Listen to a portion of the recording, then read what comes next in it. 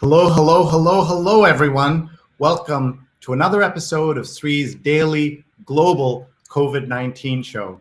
My name is Sree Sreenivasan. I'm the Marshall Loeb Visiting Professor of Digital Innovation at Stony Brook School of Journalism and co-founder of Digimentors, a social, digital, and virtual events consulting business. I am honored to convene this national and international conversation around the COVID-19 crisis. But we're talking about two other crises at the same time, the financial crisis and the racial inequality crisis. We want to learn about them in different ways. If you're watching right now, we're live on Facebook, on Twitter, on LinkedIn, and on YouTube. Today is day 90 of the lockdown in New York, and that means I've been on the air for 90 straight days. That's right, this is the 90th episode of this series, and I'm so blessed that so many people around the world have been joining us every single day. Thousands of people watch, and we are in conjunction with scroll.in, one of India's best news, culture, and information websites. So let me tell you about our guest today, because we're so excited to have him. We're going to be with Dean Choi of Weill Cornell Medicine. It's one of the leading academic medical centers in the United States or anywhere in the world. Dean Augustine Choi will be with us. He's on Twitter at Augustine MK Choi. Please follow him right now at Augustine MK Choi. We will be hearing from him as he talks about his work as Dean of Weill Cornell Medicine, as well as Provost for Medical Affairs at Cornell University. So we'll be with him in just a minute. We want to give everyone a chance to share this. You have a friend who would benefit from meeting him, learning his views on all three aspects of the crises we're talking about: health, financial, racial inequality. We'll be talking about all of them, I'm sure, and we'll be taking your comments from around the world. If you're watching right now, tell us where you're watching from. Please tag a friend, please retweet, and make sure that you can benefit from this. Given all the news that's going on, it's felt a little bit like we're not sure that the COVID-19 is as important as it was. It absolutely is. And that's why we are talking to Dean Choi today. We do want to thank our sponsors. So just very quickly, we want to thank Art & Co., which is creating the world's largest online art auction, fundraising for COVID-19 victims. 6 amazing charities will benefit, as well as dozens of artists who are participating in this. artandco.net. Everyone, please go there. Even if you're not an art collector, you have a friend who would benefit from that. We also want to tell you about our other sponsor, Muckrack Academy, offering a free course, Fundamentals of Social Media. It starts next week. It's a free certification course, and I'm teaching that with my friend Linda Bernstein. Just go to mrac.co/social, take a screenshot, take a photo, share this with your friends right now. More than 3,500 people have already signed up. The course starts next week, so please join us for that. So now I'm going to give him a heads up so that he's ready for us. We are just so excited to bring you this conversation with Dean Augustine Choi. Hello, sir. Good morning, good afternoon, good evening, wherever you're from. So Sree, thank you for inviting me. Thank you for being here. We're very grateful to you. We know how busy you are. I start my shows by asking everybody the same question. How are you? Where are you? How is your family? I'm in New York City. My family is fine. Mary and our 2 sons, we're all in New York City. And thank you for asking. And you know, there are a lot of issues going on, but happy to have a conversation with you, Sree. Thank you. We're people watching around the world. Please tag your friends. Please hit share right now so that they can participate in this. I do want to start with this question of COVID-19. The crisis is still on, but so many people are forgetting it because of the urgency of other things we're seeing: the financial crisis, the rise up in protest against police brutality. Tell us where you see the COVID-19 situation today, and then we'll address some of the other topics.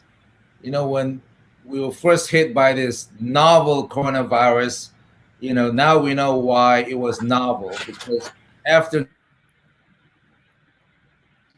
about this virus by epidemiological, by infectious disease and public health, we still don't know all what we need to know. But obviously, this is a pandemic once in our lifetime. The last one was 1918. And we hope that we won't have this again, but we have to be prepared going forward for epidemics or pandemics.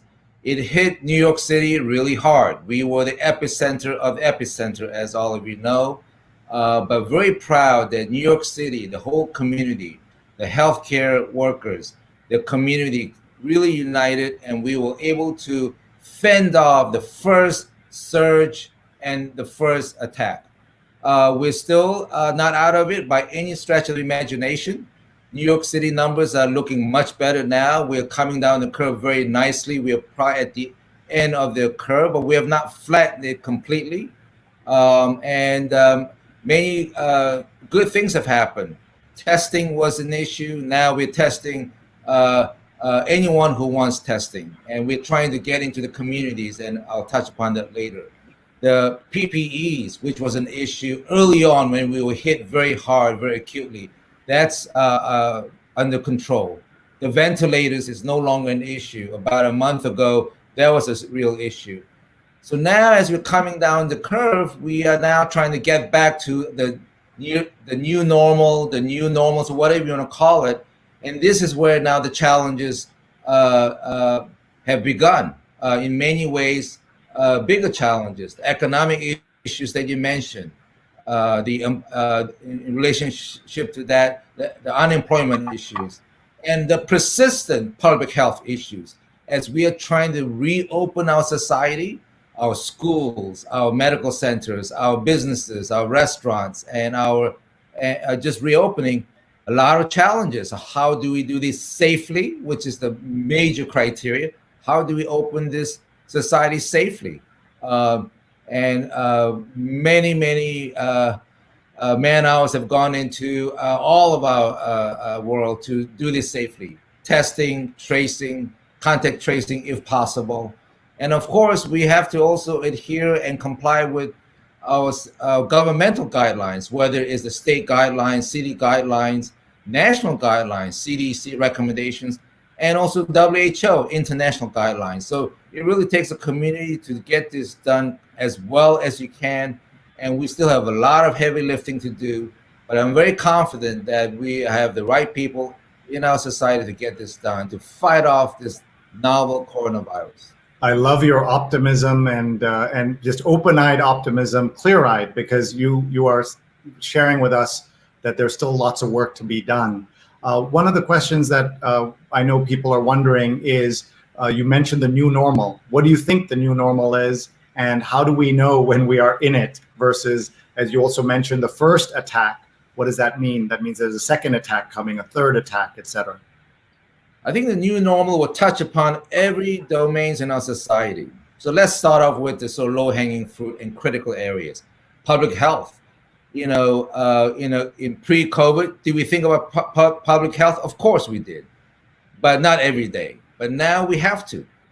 Simple things of going out to the grocery stores, simple things of going to a gathering of some sort in the new normal, to your churches and synagogues and temples, going back to work, going back to school, and all the rest.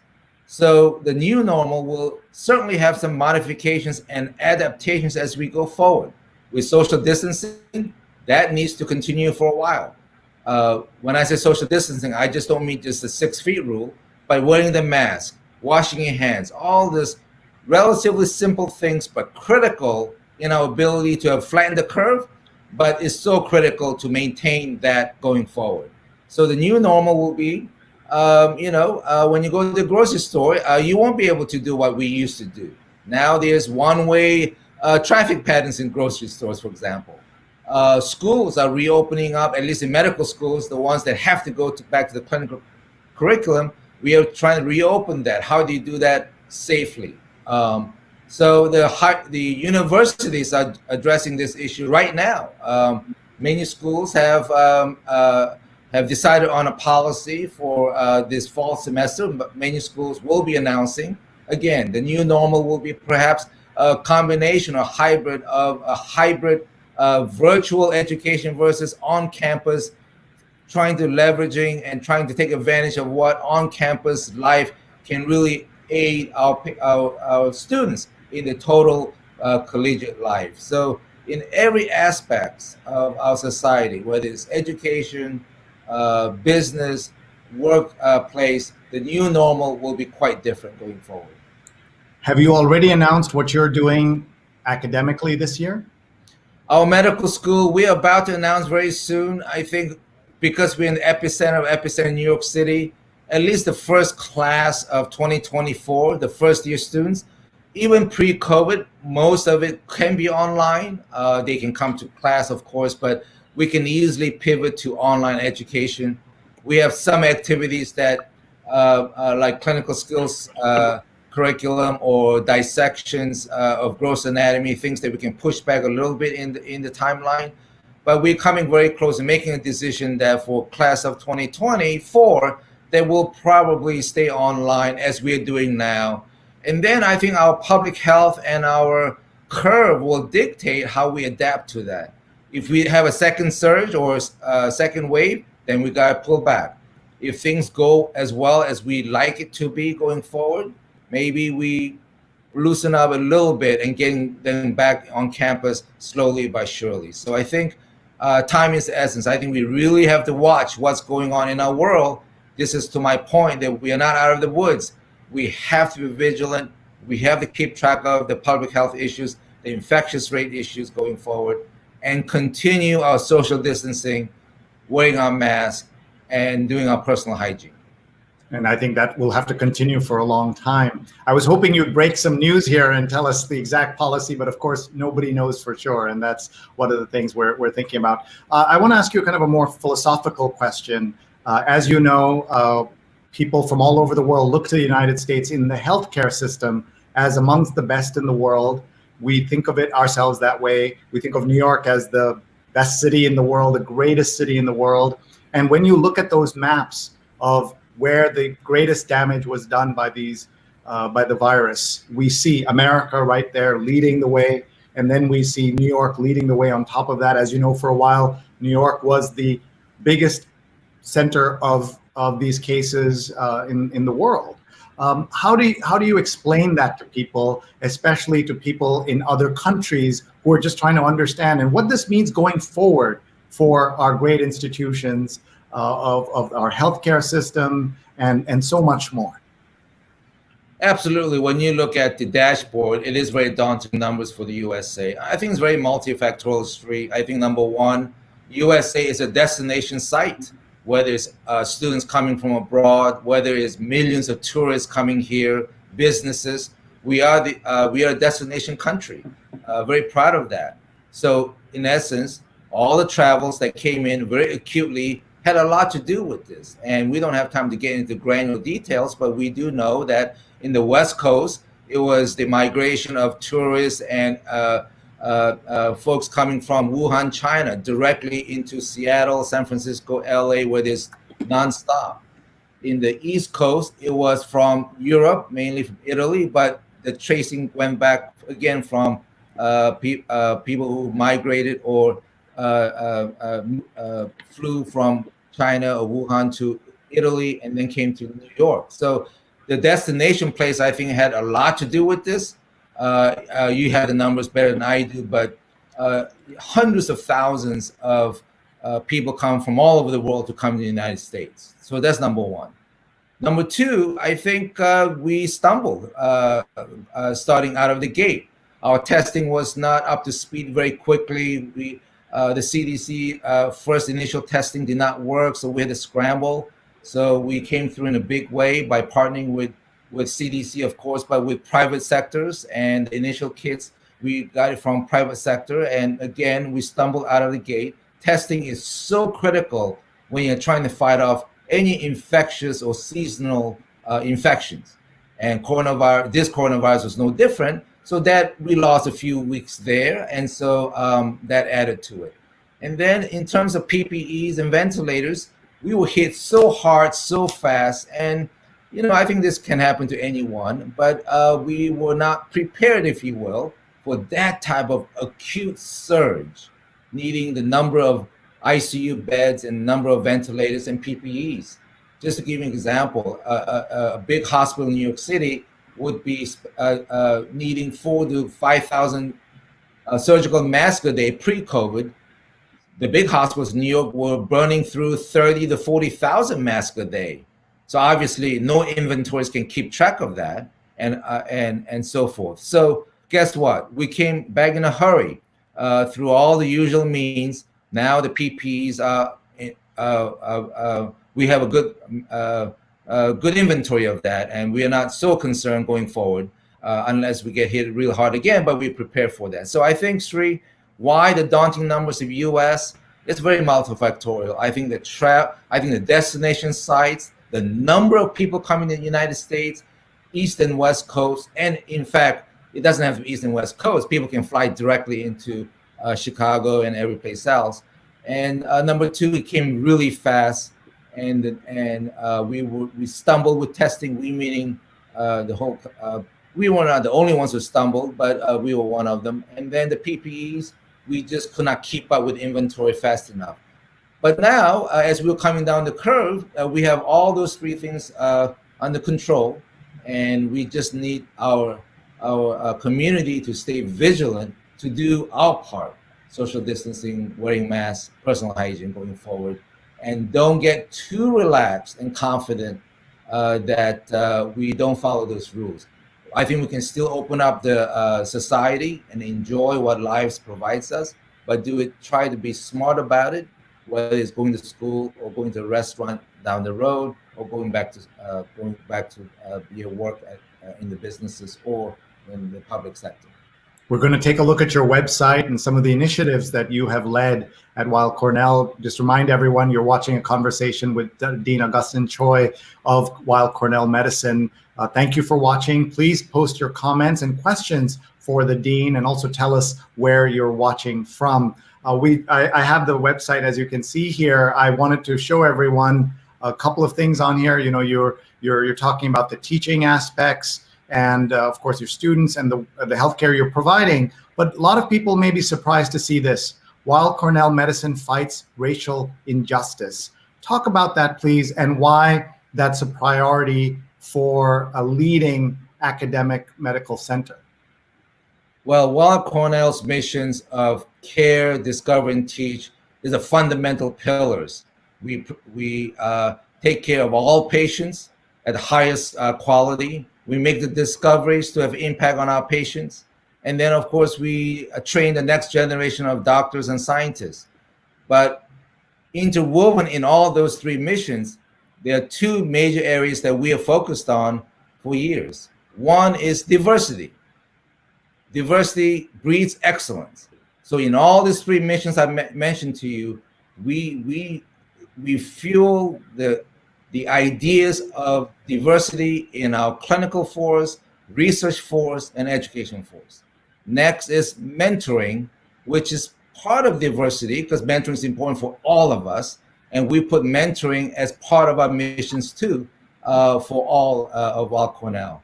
So it was very natural, even before pre-COVID, our institution stood for what is just and what is right. We are very proud of that record. And in the recent social unrest and social injustice that we have witnessed, we are poised to use our intact machinery that has been humming, but we have much more to do. We've made progress, but a lot of heavy lifting to do. So the website that you see is that this is our tenet. This is Weill Cornell Medicine. We will stand up for social justice. And the current issue of police brutality, systemic racism, all that, we are at the forefront. Our students, our staff, our faculty, and the Black Lives Matter. And we are so proud of what we have done, not only during the 14 days, but prior to that. But, you know, we all adapt to our current events. And these just tragic and devastating events have fueled our community to do what's right for all of us. And we will continue to be vigilant about this. And I tell my team, it will take constant dosing, using medical term, not PRN or intermittent dosing. It has to be constant dosing, maintaining to get this better to a different place. Thank you. We have lots of comments and questions coming in, so I'm just going to read some to you here. In Asheville, I guess, North Carolina, many are not wearing masks now. Just drove through Kentucky and Ohio, and 0 people wearing masks. Very unfortunate. I think just by the guidelines of our CDC, WHO, and city and state health guidelines, wearing masks saves lives. It protects you and protects others. There is scientific data that wearing masks mitigates transmission rates. That 6 feet rule was not just plucked out of the sky. It's also based on some data on a normal habitus cough. That 6 feet rule is a good rule to follow. So it's very unfortunate, Sree, to hear that and to read about that, but we have to get back to it. And this is where leadership counts and matters. I think we have to educate and advise our community that wearing masks saves you and your friends and your family and our community. We got to do that. We have to do that. This is not a political issue. It's unfortunate that some sectors of our society have tried to do that, but this is a healthcare issue, and we all have to play a part to instill our citizens to be vigilant about this.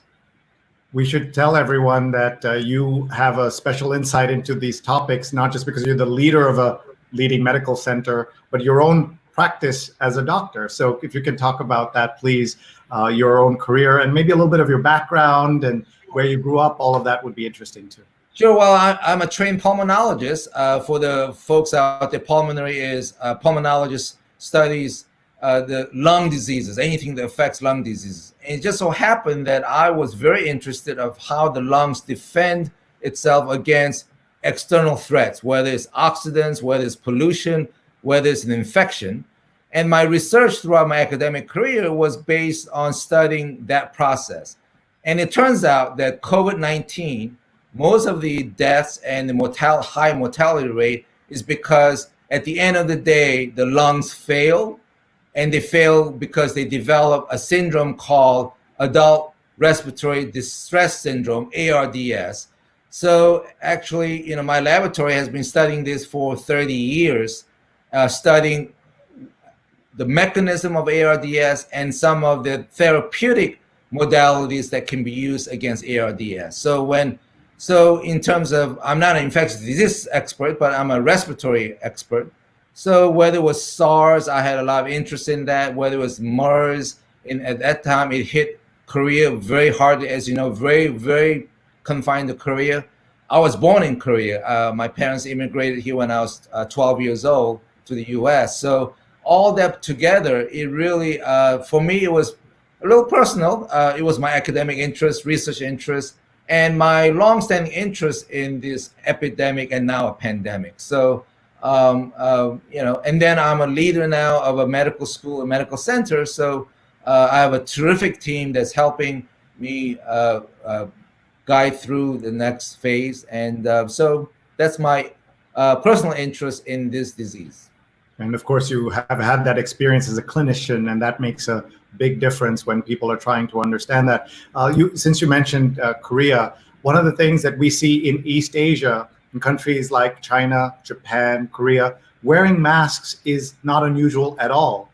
And people go out there, there's an understanding of it. Do you see a direct correlation between the way those countries have, apart from China, been able to manage this and the way Americans have? And also, I would note for Korea, we know that Korea and America got the first confirmed case of COVID-19 on the same day.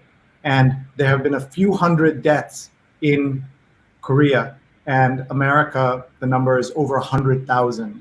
What is that comparison that you can make? Can you make that comparison, keeping in mind Korea is smaller, but 15 times denser than America is?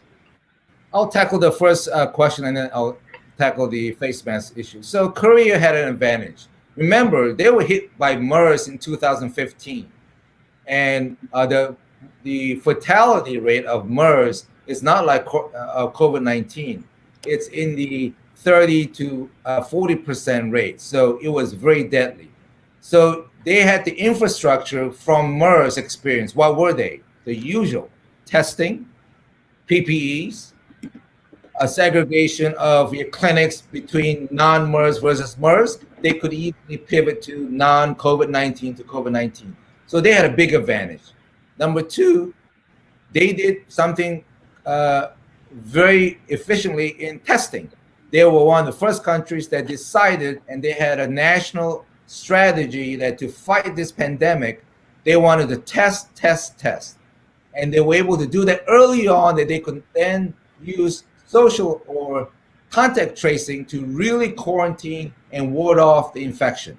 You know, Korea never locked down, they never locked down. Now, the Koreans did not go out to the communities because they were really afraid of this virus, because they had an experience in 2015 with MERS, but they never did lock down. So they were very successful. They had, I think, 290 or 300 deaths. So they have done a great job. In terms of your question about any trends association of using a mask versus mitigation of this, many papers have been written, not scientific papers, but many papers have been written about this. In countries that had the culture of using masks even before COVID, a lot of Asian countries, three that you mentioned, China, Korea, Japan, Singapore, Hong Kong, and Taiwan, it turns out that those countries, short of China's initial outburst, they've done a pretty good job. You know, Singapore, Taiwan, Japan, although they had some issues recently. So is it correlated or associated with the use of masks? No one knows, because that's hard to prove scientifically, but there's certainly a trend and association. And if you go to the Western Hemisphere and the European culture, where mask is not part of the culture, it wasn't as good. Italy, France, Spain, UK, and now US. Again, very correlative, but we do know this now, even in the US, that wearing masks saves lives, wearing masks helps mitigate the curve. So I personally, my own opinion is wearing masks really matters in an epidemic and a pandemic that involves an respiratory infectious process. Thank you. Ajay says vaccine is the only way out. It is, but let's have a balance view on vaccine. The good news is that we have never seen anything like this. The private sector, the public sector, and all the scientists coming together, trying to get a vaccine as soon as possible. So quickly. Oh, this is unbelievable. You've seen tables that on the average, I think, is 4 to 5 years on a good day. So the fact that we have now completed phase 2 trials, and now we have 3 or 4 phase 3 trials in China and Europe and US, it's just unbelievable. So that's why I'm so cautiously optimistic and confident that we are making the right moves now. So that's number one. But then there's the reality of vaccine. Not every vaccination success rate is like smallpox or polio. We have influenza vaccine that we get every year now, and we do know some years we do better, some years we don't do as well. Thank God that the mortality rate and fatality rate of influenza flu is not what it is with COVID-19. So where would this land? We don't know. We are very excited about new approaches to vaccine, the RNA vaccine and so forth. So we'll see, and we hope that by the best estimates by the experts is that by late fall or early winter, or as Dr. Fauci have stated, early part of 2021, we will have vaccines. So how effective it is, some naysayers will say, well, it may only be 50%. Let me tell you, that 50% is huge. It means that 50% are protected, and the rest of the ones who are not fully protected, you're going from perhaps very severe illness requiring a ventilator to severe illness that you don't need a ventilator and need just a nasal cannula mask, versus you coming into the hospital versus you can go home, that 50% reduction. I'll take 10, 20% reduction, because every percent reduction saves lives. So, I think we got to have a balanced expectations on this, but I think any protection, I'll take it right now. All right, we have only a limited time with you, so we're going to have some quick questions and quick answers. I think one of the things that people don't understand, and you understand because you study the respiratory system, is that when they hear ventilator, to many lay people, it sounds like just a mask breathing. It sounds so innocuous, but it's not, is it? Yeah, so there are basically two main ways you can ventilate people when their own lungs cannot keep up with the oxygen.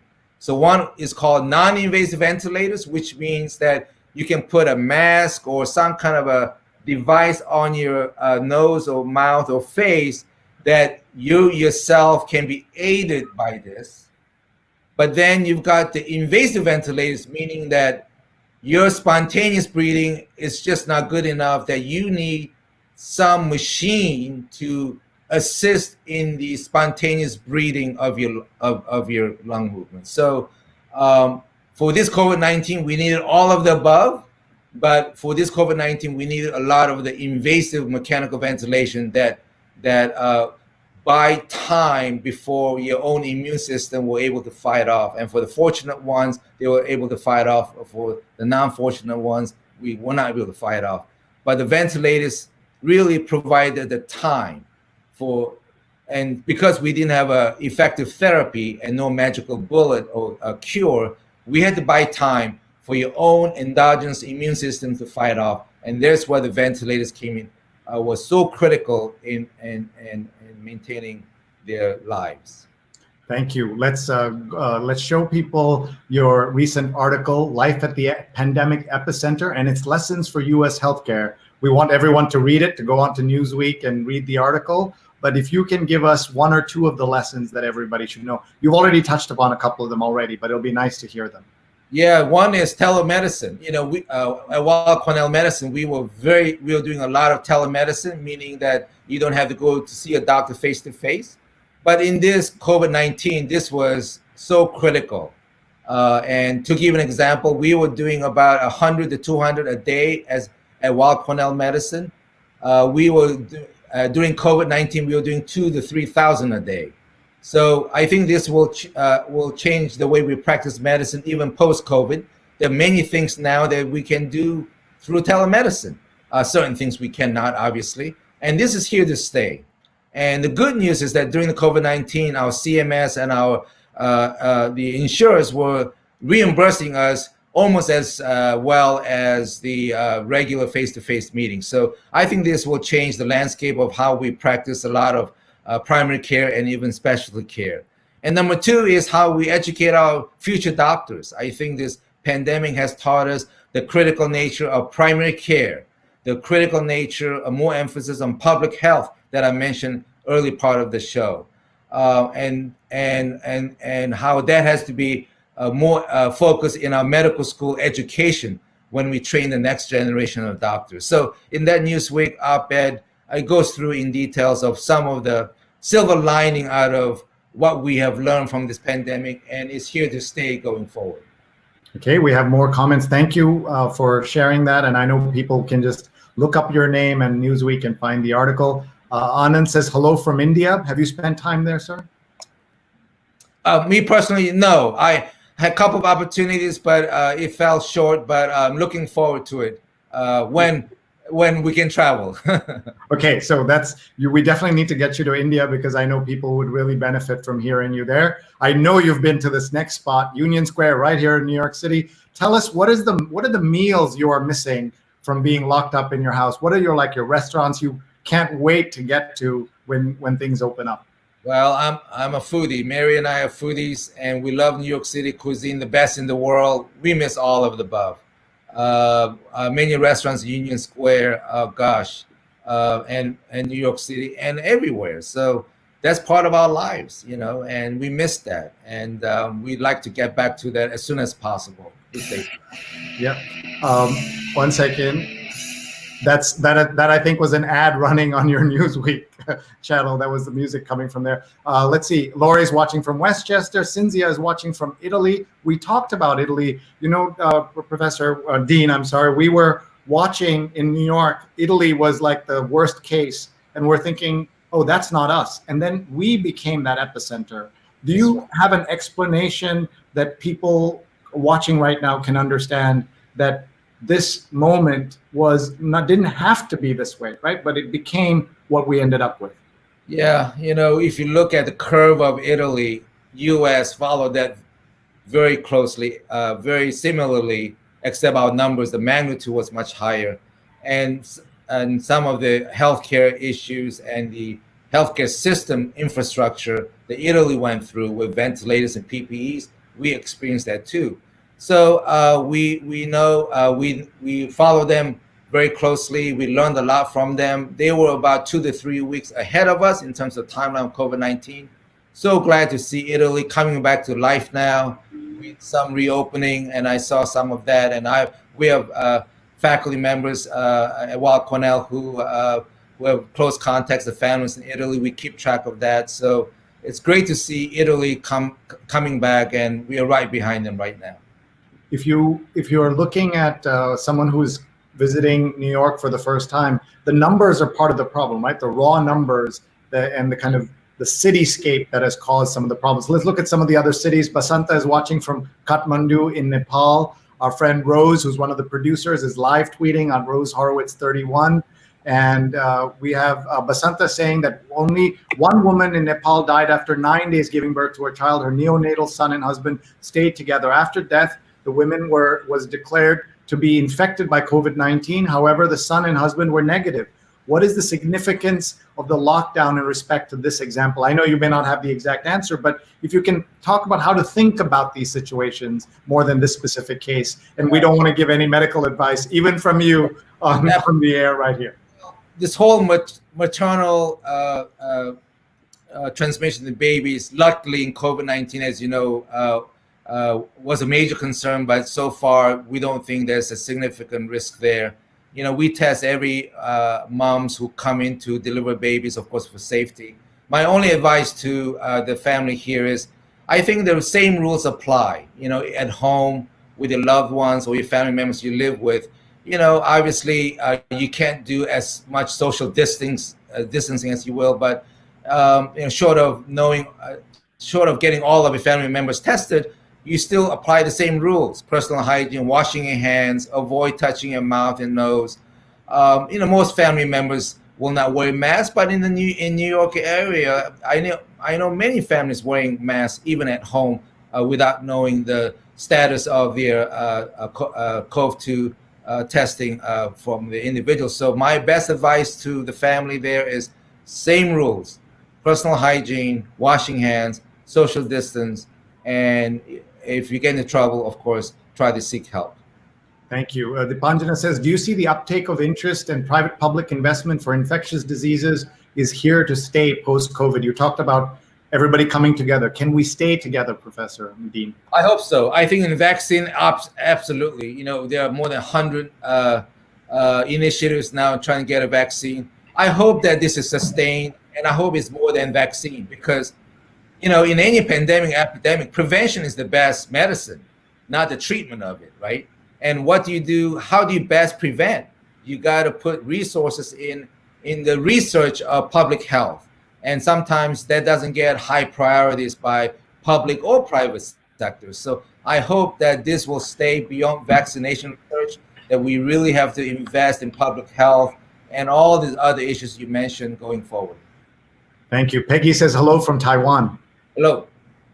And Cynthia says a big thanks from Milano. So she's watching. Debbie's nephew is an anesthesiologist at Weill Cornell. Many COVID intubations in May, fewer now. Sure. Well, that we were intubating many folks from about end of March to April. Quite frankly, right now, the last intubation was early or mid-May. So the rates have really gone down, thank God. And not only the intubation rates, but hospitalizations have gone down.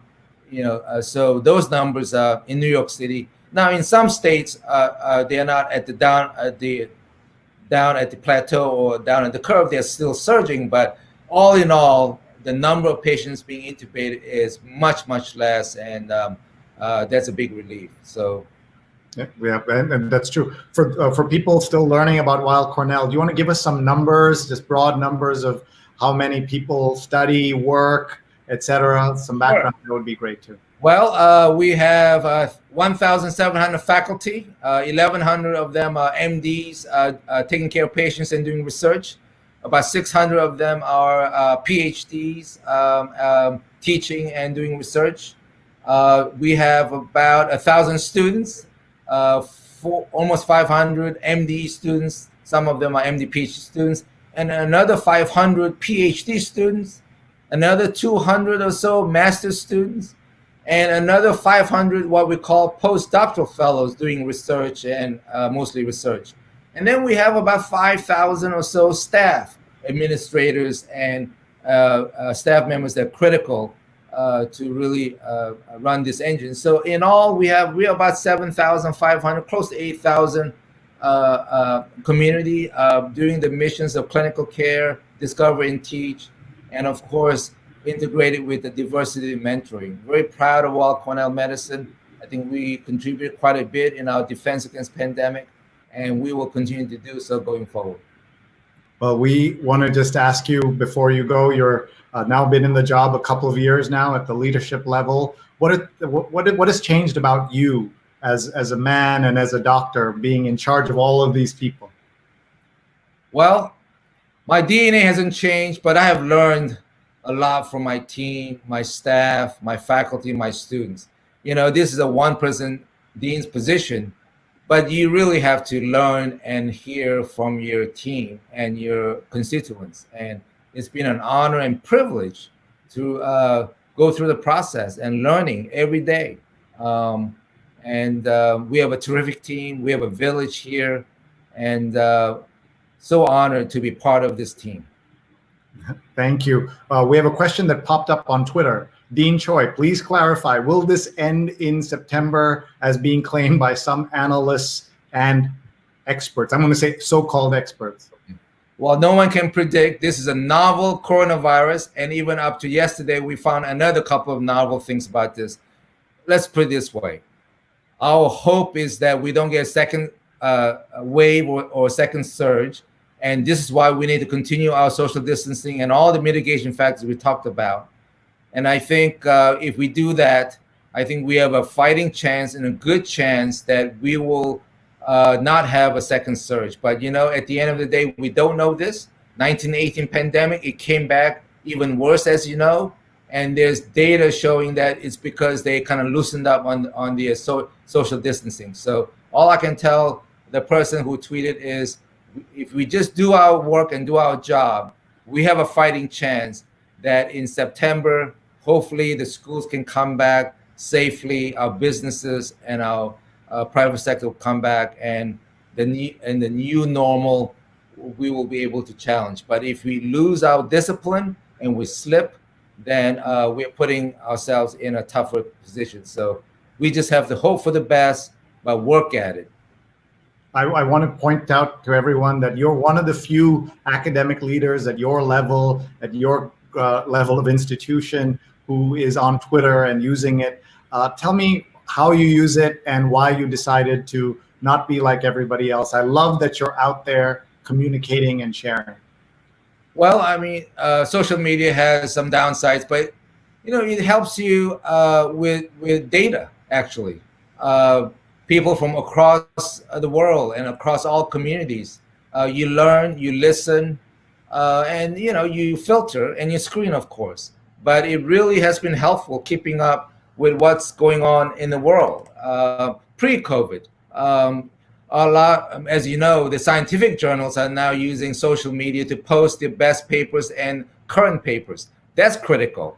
It's tough to stay online to PubMed to follow the scientific papers, but social media is one quick way, whether it's Twitter or LinkedIn or any other things you mentioned. So I think it's a must. You have to stay on top of things. And I think the timeliness is also very important.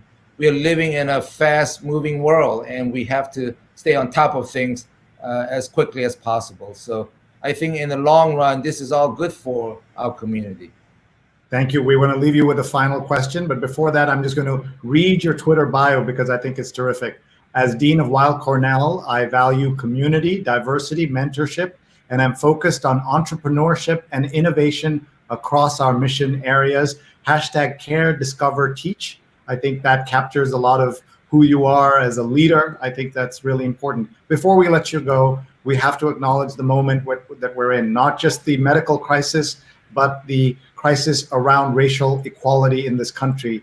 It has been put into focus in the last couple of weeks by the death of George Floyd, but you know this has been a problem for decades and centuries. How have these disparities and the problems in inequality been affected by COVID-19 and the outcomes of COVID-19? Yes, this inspirational movement has really taught us a lot, and this COVID-19 pandemic has taught us a lot, and it has unearthed, as you know, the fact that healthcare disparities is still a huge issue. We don't have the time to get into numbers, but depending on the communities, 2 to 3 times higher risk of African Americans and Latinos. Many factors, including what we're going through right now. So we as physicians, we as healthcare workers, we as leaders have to start. We are doing it, but we got to do it with even more vigilance to really get to the matter of chipping away the healthcare disparities that is currently here. And I'm very confident that this movement will inspire all of us, including Weill Cornell Medicine and all the communities across the country, to do our part to get this to a place that we haven't been before. Very critical, and we are so committed for it. We had shown the website of Weill Cornell. Now we're looking at the patient side, right? We saw the academic center. Here you're seeing the patient side. There you're giving information so that people can benefit, and they can just go to weillcornell.org and check out all the resources there. And of course, please follow Augustine MK Choi on Twitter. We want to give you a last thought, anything you'd like to share with us before we let you go. Well, Sree, I want to thank you. I think your COVID-19 show is just spectacular. You've had 90 of them. During the pandemic, we really needed to unite. We needed to communicate. We need to learn from each other. And shows like this really helps with that. Of course, all of us from all sectors of life. And we are all benefiting from shows like this. And I want to commend you for this public service you're doing. And will really help us get out of this pandemic and hopefully to a new normal and a normal going forward. Thank you so much, Sree, for what you're doing. Thank you for those kind words, and thank you for your leadership, not just at Weill Cornell, but across New York City and the medical community. We're very grateful to you. We hope you'll come back in the fall and talk more about what's happening. And I'll look forward to seeing more of what you're saying and sharing on Twitter. We're going to say goodbye to Dr. Choi. Thank you very much. Goodbye, sir. Thank you, Sree. Thank you very much. Best to you. Thank you. Thank you. And folks, I'm just going to just say how grateful I am to Dr. Choi and his entire team at Weill Cornell for arranging for him. You know how busy people are these days. We're all going from one Zoom call to another. So for them to give us almost an hour of his time is an incredibly generous gesture by them. And we're very, very grateful. Before you go, and before I leave you, I just want to acknowledge a couple of things. One is that we have 3 crises we're talking about on this show, and we'll continue to talk about them. Tomorrow, we're going to be talking about the importance of voting issues and understanding them in America today. There is so much to understand. So we have 3 terrific guests from the Riverside Church, from the Lawyers Committee for Civil Rights, and from Justice Aid. This will be tomorrow, 1 p.m. Eastern. Please join us if you can. Otherwise, it'll all be recorded and available on my YouTube channel, youtube.com/SreeNet. We'd love to have you there and watching and understanding. Please subscribe as well. And on one of my shows, I have a spin-off radio show on WBAI 99.5 FM, Saturdays, noon to 2 here in New York City. We talked to Kimberly Crenshaw, a leading expert on racial inequality in America. She coined the term intersectionality. And she said to me, Sree, say their names. And what she meant is that we must acknowledge the names of the victims of the police brutality in this country. And so I've been doing this every single day since, and I'm going to do that now. It'll take a couple of minutes, but I'm grateful to you for staying with me. Here you have on the screen the current cover of Time magazine, a heartbreaking cover, as you can see, a mother and her child, and the names of those men and women killed in this violence are on the sides. Here I want to show you the picture that inspired that painting. That painting is by Titus Kaffir, and this is young George Floyd with his mother, Larsenia, who died 2 years earlier, almost to the day that her son would be killed. And this is the painting, and seeing them both together like this is really painful, but also very poignant. And now I'm going to read the names. Thank you for your patience. Thank you for joining me in paying attention to these names. And here they are. The names are Trayvon Martin, Yvette Smith, Eric Garner, Michael Brown, Laquan McDonald, Tanisha Anderson, Akai Gurley, Tamir Rice, Jerame Reed, Natasha McKenna, Eric Harris, Walter Scott, Freddie Gray, William Chapman, Sandra Bland, Darius Stewart, Samuel DuBose, Janet Wilson, Callan Rockmore, Alton Sterling, Philando Castile, Joseph Mann, Terrence Crutcher, Chad Robertson, Jordan Edwards, Aaron Bailey, Stefan Clark, Danny Ray Thomas, Antoine Rose, Botham Jean, Tatiana Jefferson, Michael Dean, Ahmaud Arbery, Breonna Taylor, and George Floyd. Again, the cover of Time magazine lists all of those names, and this is a painting by Titus Kaffir, and this is the picture that inspired it. We are grateful to everyone who has supported this show, everyone who's been a speaker. 90 days, folks, 3 months of lockdown in New York City. So many have written in with so many beautiful comments. We are very grateful for all of them, and thank you for watching. We'll be back. Please stay safe. As Dr. Choi said, please take care, and social distancing and personal hygiene continues to be important. You saw how many times I touched my face today. I shouldn't be doing that. Thank you very much, everybody. We'll see you again very soon. Please email me, sree@sree.net, if you have any questions or you have any suggestions for speakers. Thank you. Bye-bye.